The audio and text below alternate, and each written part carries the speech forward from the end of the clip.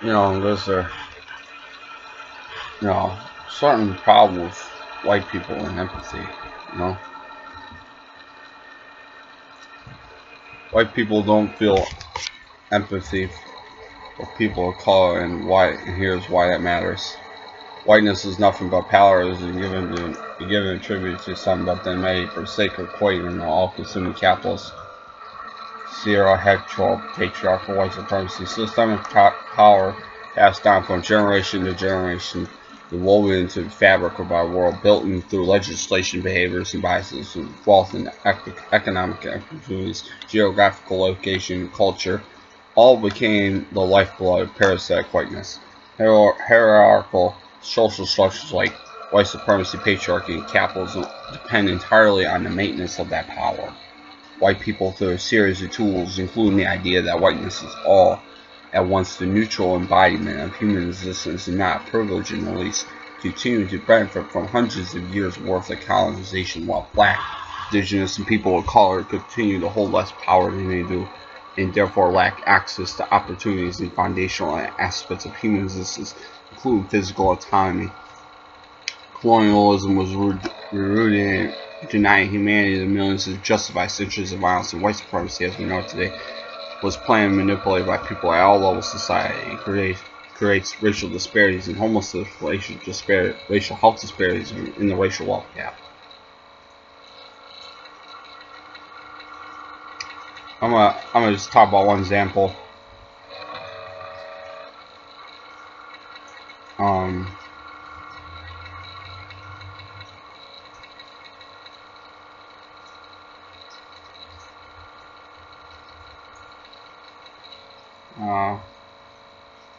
when Tommy Lauren on Thanksgiving weekend of 2018, she tweeted that watching immigrant children being gassed at the U.S. Mexico border was the highlight of our holiday.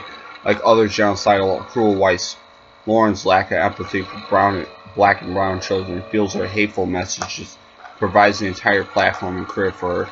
It sustains and pays her. There's little power behind her words. Why would someone like her want to let go of that power when it served her so well? Lauren is not unique, especially not amongst right-wing media personalities, politicians, and everyday white people's culture simply relies upon mayonnaise sandwiches and anti-black, indigenous, and people of color energy, emotions, and actions. She is also not unique historically speaking, considering how white Americans notoriously made lynchings into spectacles and community gatherings, then celebrated and relived the racist violence through photographs and postcards. There's a word for finding enjoyment and pleasure in someone else's pain and suffering. It's called sadism. Sadistic personalities hinge on a lack of empathy and is also a significant trait of psychopathy.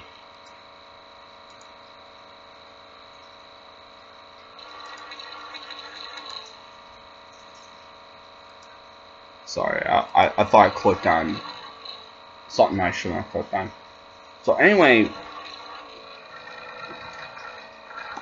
there's a serious problem we have here.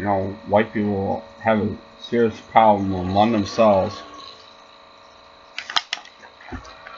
Is their lack of empathy for the other humans on Earth. It's like there's another part of this.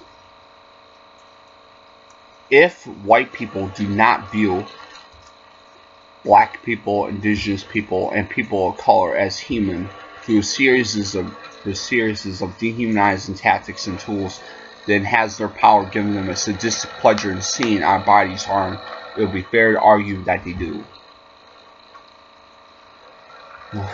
I'm gonna paste this article down below,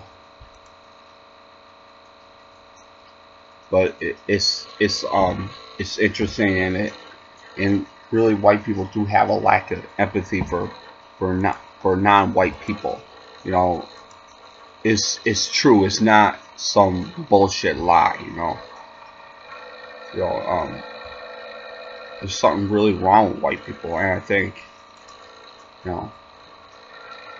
and us dying out is our karma, because because of our evil ways, current and historically. So, we're dying out, and I think because we've been so um, power hungry and power crazed, power obsessed,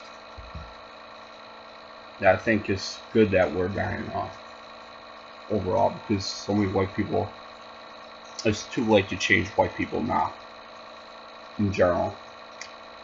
You can only change a few white people, I think. Sad but true.